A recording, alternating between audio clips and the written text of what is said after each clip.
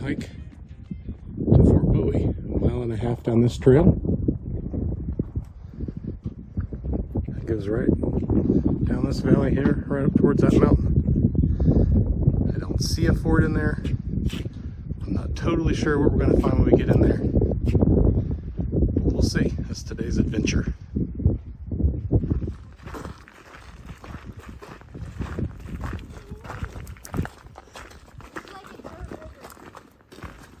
So wash.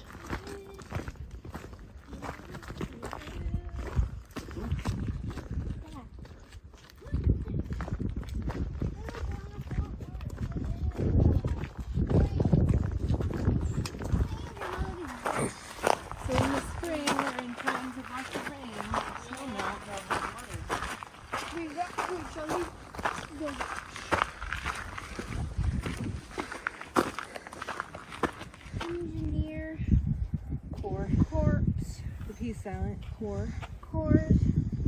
Okay, the S is silent too. Core led to a Let survey. There's also a historical site here to the left where a lot of the conflict with the Apaches started. There was a family that lived in that area, and their son, I think they said it was a toddler boy, was kidnapped by Apaches. And the army was tasked with getting the boy back. They ended up bringing in the chief Cochise of one of the Apache chiefs, and he claimed innocence. They pretty much accused him, and he ended up escaping. And the tensions with all that just led to the battles of Apache Pass, which is what we're about to move up into. That raged for just 20 to 30 years. It was quite some time. They did find the boy eventually. He was kidnapped by another tribe of Apaches and pretty much raised. And he ended up being some kind of an interpreter, I think, for the army. I can't remember his name. But I guess that's how things went down then. A lot of misunderstandings, a lot of, in a situation that's just naturally going to lead to conflict anyway. That was the spark that ignited the fire, in these parts anyway. Yeah, here we go, the Bascom affair. Felix Martinez Ward was kidnapped during an Apache raid on his family's ranch. An Army lieutenant named George Bascom was charged with recovering him. So that's how it all started. Of course, the Apaches would say differently, wouldn't they? They'd say, no, it was started, all these people started coming here. Right? They're not wrong.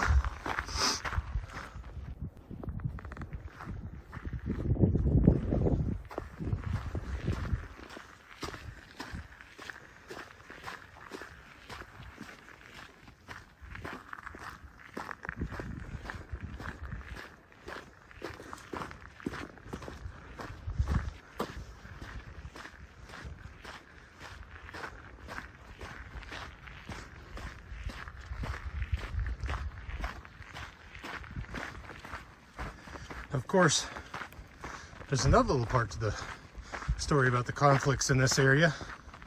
The Battle of Apache Pass. It's not just about colonization or the kidnapping of Felix. There's another hot spot, another big issue just up ahead on the trail here. A very precious resource, worth more than gold. This is it right here. Why was this spot so important? Apache Pass, Apache Spring.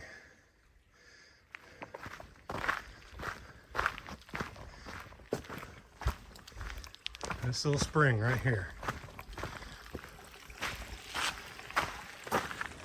Many a war was raged over these waters. Many a battle. A lot of people died for its control. There was an earthquake sometime in I think in the early 20th century. It shifted those geological layers that those waters are flowing between. The reason it comes out here, those got shifted during that earthquake. And the flow today is 1/10 what it was before that earthquake. And I think a lot of it now goes to, it's leased to, the rights to it are leased to ranchers for their cattle. But that's an important resource around here in this part of the world. Got a place where water just magically flows out of the ground. So up on that hill was the first fort. Nobody wanted to come here, the soldiers. Yeah, but look at that view. Very pretty. Now, and up here is the next fort, the second.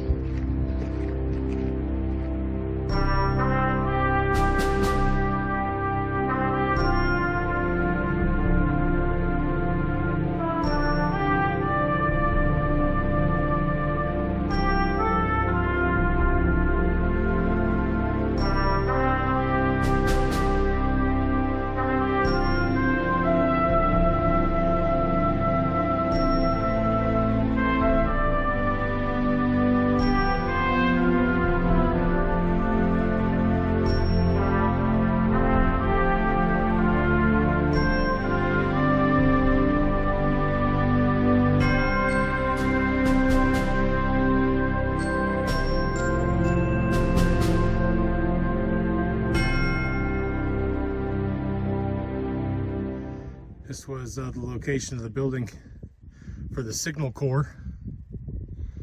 Not even, there's a little rise here. I don't even see much of a foundation left in the ground here, like we see some other structures. But this is where the guys would have been that were running Morse code on telegraph lines to nearby forts. San Simone off in the distance there probably would have been the nearest settlement. I don't know if there's a fort down there or not. They would also communicate through that valley to forts off to the west. Of course, this was all in 1880s, 1890s, early 1900s, and that's just when Mr. Marconi was getting started in his work with wireless communications. So these guys are working on a wire and sending Morse code across the wires. But the crafty Apaches figured out that the soldiers needed those wires, and they started cutting them.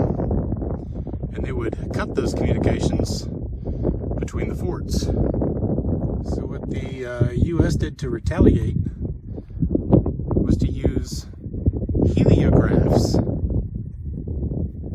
and go up on that peak in the background there, Bowie Peak, and they with a couple of mirrors, a device that used a couple of mirrors and had a little shutter on it, they could flash sunlight, reflected sunlight, to distant forts that would also have a peak manned with another heliograph, and they would pass their messages that way, and wouldn't get tampered with. As long as they could physically get up to those peaks, they could get their signal across.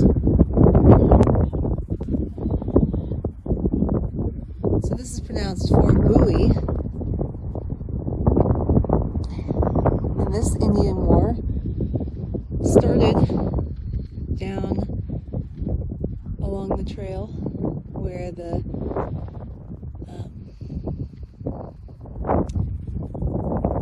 Cochise was accused of kidnapping a young child, and lasted 25 or 26 years, and then ended here with Geronimo surrendering. So we've walked through the location of the beginning of this war with the Apaches and the ending at this fort, the fort ruins. Welcome!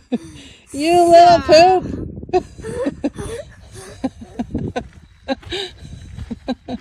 Oh!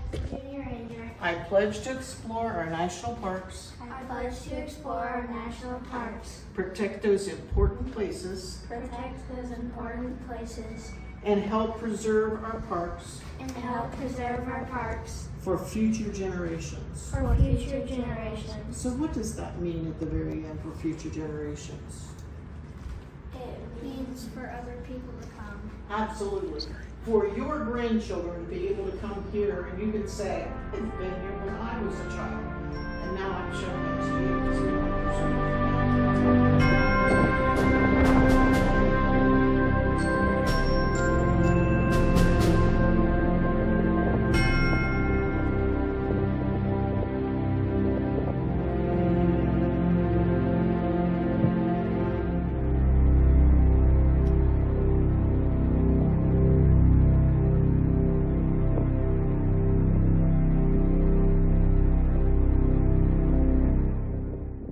Alright, so we just learned that there's a fault line, and that's right here.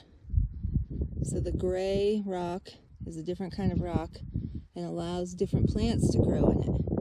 And then right here, we turn to a different kind of rock and different plants. Very cool. And we learned it all on the sign, but I can't remember the names.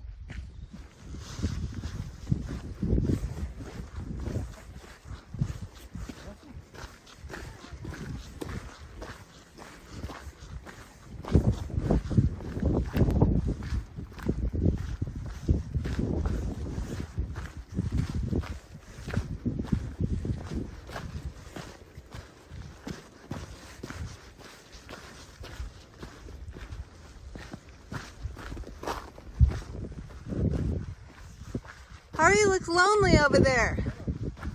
It's the only one.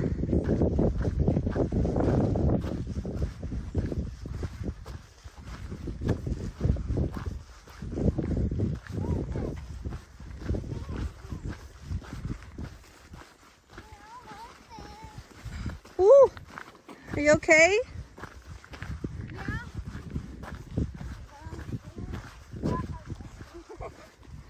Hurt your pride?